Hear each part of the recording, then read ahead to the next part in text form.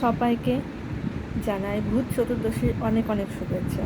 তো সর্বপ্রথম জানাই, আমাদের এখনও সোশ্যাল মিডিয়া বলো, লাইভে বলো, অনেক ভূতরা আছে যেগুলো কি করে মাঝে মধ্যে এন্ট্রি করার চেষ্টা করে। তো বলে দিই যে ঝা ওঝা সব কিছু রেডি করা থাকে, কারণ এন্ট্রি করা সম্ভব না।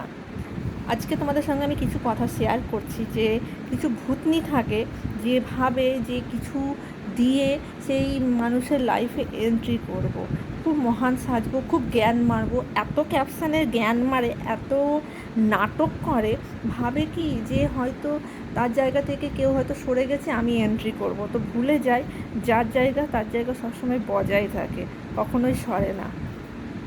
কিছুক্ষণের জন্য একটা রাগ অভিমান তার নিজের মানুষের সঙ্গেই থাকে। আমাদের সোশ্যাল মিডিয়াতে এত এখন মানুষ নোংরা হয়ে গেছে, ভাবে কি আজকে ওই হাজব্যান্ড ওয়াইফের মধ্যে ঝগড়া হচ্ছে, ভেতরে এন্ট্রি করে নিই। এরকম কিছু ভূত নিয়ে নোংরা মহিলারা আছে যারা চেষ্টা করে যে নিজেদের শরীর দেখিয়ে সব কিছু দেখিয়ে এন্ট্রি করার, কিন্তু বুঝে উঠতে পারে না ভালোবাসা যদি সত্যি সঠিক থাকে বারবার সেখানেই ফিরে আসে মানুষ।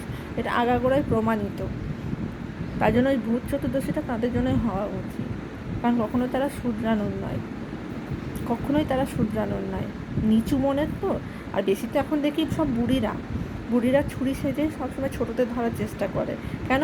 বুড়িরা কিছু পাচ্ছে যে দিচ্ছে, আর ছোটো ছোটো ছেলেমেয়েরা বোকা হয়ে ঘুরে বেড়াচ্ছে, আর তাদের কাছ থেকে এবার আশা রাখছে অনেক কিছু চুষে নেওয়ার, অনেক কিছু।